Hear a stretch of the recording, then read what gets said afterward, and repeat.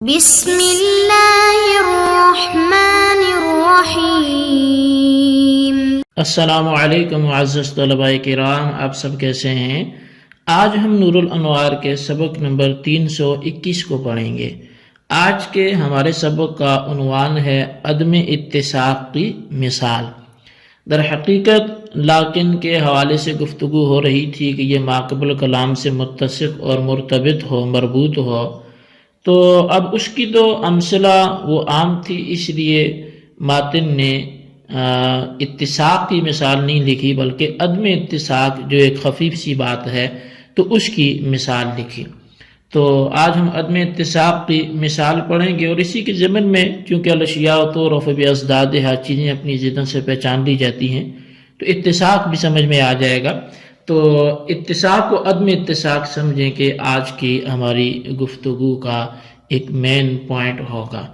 تو سب سے پہلے ہم آج کے سبق کی عبارت پڑھ کر اس کا ترجمہ کرتے ہیں، اس کے بعد اس کی وضاحت کی طرف بڑھتے ہیں۔ مصنف علیہ رحمہ لکھتے ہیں وَلَمَّا كَانَ أَمْثِلَةُ الْإِتِّسَاقِ ظَاهِرَةٌ فِي مَا بَيْنَ الْأُصُولِيِّينَ لَمْ يَتَعَرَّضْ لَهَا وَذَكَرَ مِثَالَ عَدَمِ الْإِتِّسَاقِ خَاصَّةً۔ اور جب اتساق کی مثالیں اصولیین کے درمیان ظاہر تھی تو ماتن ان کے درپے نہیں ہوئے، اور انہوں نے عدم اتساق کی مثال کو خاص طور پر ذکر کیا۔ فقال كالأمة إذا تزوجت بغیر اذن مولاها ب100 درہم۔ تو فرمایا کہ یہ لونڈی کی طرح ہے کہ جس نے بغیر اپنے مولا کی اجازت کے نکاح کیا 100 درہم کے بدلے میں۔ فقال لا اجیز النکاح ولكن اجیزه ب150 درہما۔ تو جب مولا کو پتہ چلا تو اس نے کہا کہ میں اس نکاح کو جائز نہیں قرار دیتا، لیکن میں اس نکاح کو 150 درہم کے بدلے میں جائز قرار دیتا ہوں۔ ان هذا فسخ للنکاح وجعل لكن مبتدأ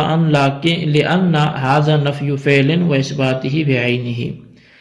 کہتے ہیں بے شک یہ تو نکاح کو فسخ کرنا ہے اور لاکن کو مبتدا بنانا ہے، اس لیے کہ یہ نفی اسی فعل کی بعینہ ہی ہے جس کا اثبات بھی ہے۔ تو نفی فعل اور اثبات فعل یہ بعینہ ہی ہے۔ فإن في هذا المثال لما قال المولى اولا لا اجیز النکاح فقد قلع النکاح عن اصله ولم يبق له وجه صحة۔ پس بے شک اس مثال میں جب مولا نے پہلے یہ کہا کہ میں نکاح کو جائز نہیں قرار دیتا، تو اس نے نکاح کو اس کی جڑوں سے اکھاڑ دیا، اور اس کے صحیح ہونے کے لیے اب کوئی وجہ ہی باقی نہ رہی نکاح کی صحت کے لیے۔ ثم لما قال بعده ولكن اجیزه ب150 يلزم ان يكون اثبات ذلك الفعل المنفی بعینه۔ اور پھر جب اس نے اس کے بعد کہا کہ میں اس کو 150 درہم کے بدلے جائز قرار دیتا ہوں، تو اس سے لازم آیا کہ اسی فعل منفی کا بعینہ ہی اس بات ہو رہا ہے۔ لأن المہر فی النکاح تابع، اس لیے کہ نکاح میں جو مہر ہوتا ہے وہ تابع ہوتا ہے، لا اعتبار لہ، اس کا کوئی اعتبار نہیں ہوتا۔ فیتناقض اول الکلام بآخرہ، تو بس اول کلام آخر کلام سے متضاد ہو گیا، مناقض ہو گیا۔ فحملناه على ابتداء النکاح بمہر آخر وفسخ النکاح الاول الذی عقدته۔ تو پس ہم نے اس کو دوسرے مہر کے بدلے میں ایک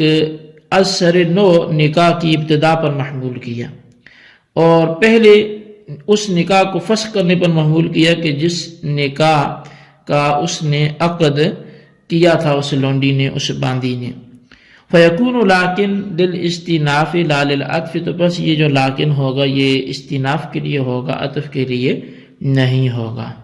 ولو قال المولى في جوابها لا اجیز النکاح ب100 ولكن اجیزه ب150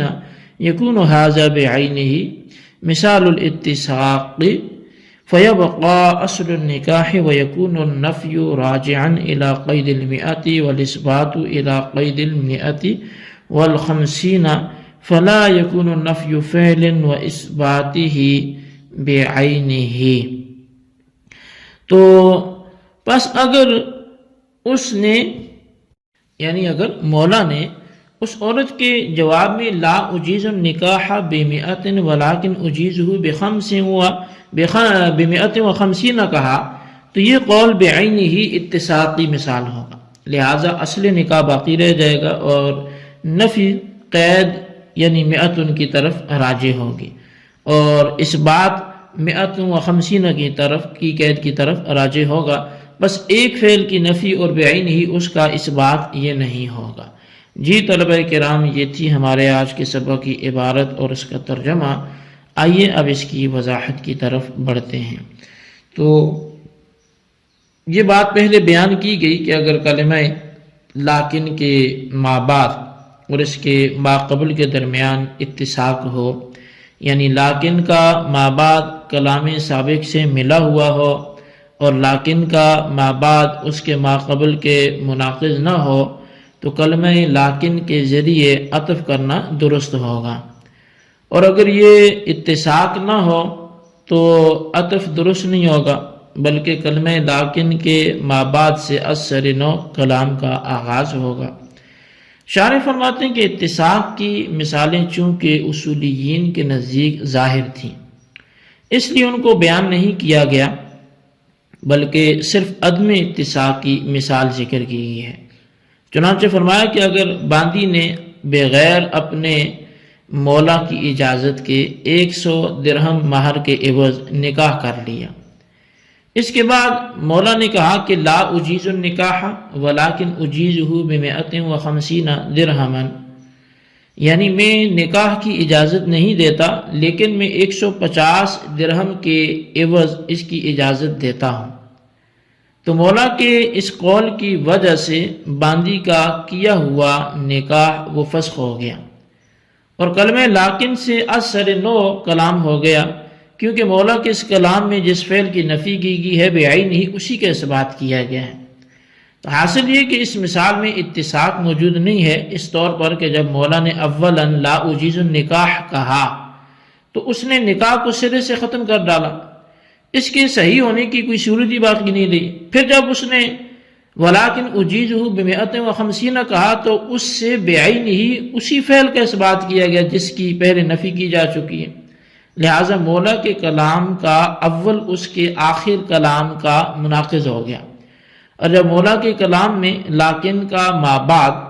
اس کے ما قبل کا مناقض ہو گیا تو شرط اتساق نہ پائے جانے کی وجہ سے کلام متسق نہ رہا، مرتبط نہ رہا، اور جب کلام متسق نہ رہا تو کلمہ لاکن عطف کے لیے ہوگا، عطف کے لیے نہیں ہوگا بلکہ وہ استئناف کے لیے ہوگا، اور لاکن کے بعد کا کلام یعنی ولیکن اجیزہ یہ دوسرے مہر یعنی 150 درہم کے عوض اثر نو نکاح کرنے پر محمول ہوگا، اور لاکن سے پہلے کا کلام یعنی لا اجیز النکاح یہ باندی کے منعقد کردہ نکاح کے فسخ کرنے پر محمول ہوگا۔ اب لیکن اس پر ایک سوال ہوگا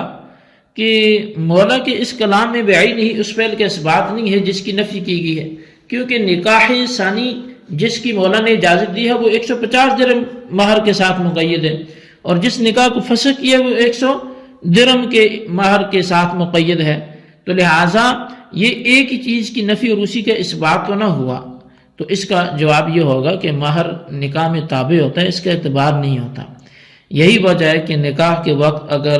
مہر ذکر نہ کیا جائے یا مہر کی نفی کر دی جائے تو دونوں صورتوں میں نکاح منعقد ہو جاتا ہے۔ اگر نکاح میں مہر کا اعتبار ہوتا تو ان دونوں صورتوں میں نکاح منعقد ہی نہ ہوتا۔ تو بہرحال جب نکاح میں مہر کا اعتبار نہیں ہے تو مولا کے کلام کا مطلب یہ ہوگا کہ اس نے اولا نکاح کی نفی کی ہے اور پھر لاکن کے ذریعے بعین ہی اس کی اجازت دی ہے، اور جب ایسا ہے تو فعل منفی اور فعل مثبت دونوں ایک ہوئے، یعنی لاکن کا ما بعد اس کے ما قبل کا مناقض ہوا اور شرط اتساق مفقود ہو گئی، لہٰذا لاکن عطف کے لیے نہیں ہوگا بلکہ استئناف کے لیے ہوگا۔ اور اگر مولا نے باندی کے جواب میں یہ کہا لا اجیز النکاح بمئۃ ولکن اجیزہ بمئۃ وخمسین تو یہ قول بعین ہی اتساق کی مثال ہوگا، اور لاکن عطف کے لیے ہوگا، بس اس صورت میں اصل نکاح یعنی باندی کا منعقد کردہ نکاح باقی رہ جائے گا، اور نفی کا تعلق 100 کی قید کے ساتھ اور اس بات کا تعلق 150 کی قید کے ساتھ ہوگا، یعنی مولا باندی کے منعقد کردہ نکاح پر تو راضی ہے لیکن جو مہر مقرر کیا اس پر راضی نہیں ہے، اور جب ایسا ہے تو جس فعل کی نفی کی گئی بعین ہی اس کا اس بات نہ ہوا، یعنی لاکن کا مابعد اس کے ماقبل کا مناقض نہ رہا، اور جب لاکن کا مابعد ماقبل کے مناقض نہیں ہے تو شرط اتساق موجود ہونے کی وجہ سے لاکن کو عطف پر محمول کیا جائے گا اور استئناف پر محمول نہیں ہوگا۔ جی طلباء کرام، یہ تھی ہمارے آج کے سبق کی عبارت اور اس کا ترجمہ اور اس کی وضاحت۔ اس کو اچھی طرح سبق کو سمجھیں اور اس کے خلاصے کو اپنے رجسٹر پر لکھیں، بالخصوص ان سوالات کے جوابات دیں۔ سوال نمبر 1 یہ ہے کہ عدم اتساق کی مثال تحریر کریں، اور سوال نمبر 2 یہ ہے کہ اتساق کی مثال تحریر کریں۔ اللہ تبارک و تعالیٰ سے دعا ہے جو کچھ ہم نے پڑھا سنا اسے یاد رکھنے کی توفیق نصیب فرمائے، آمین بجاہ النبی الامین صلی اللہ علیہ وسلم۔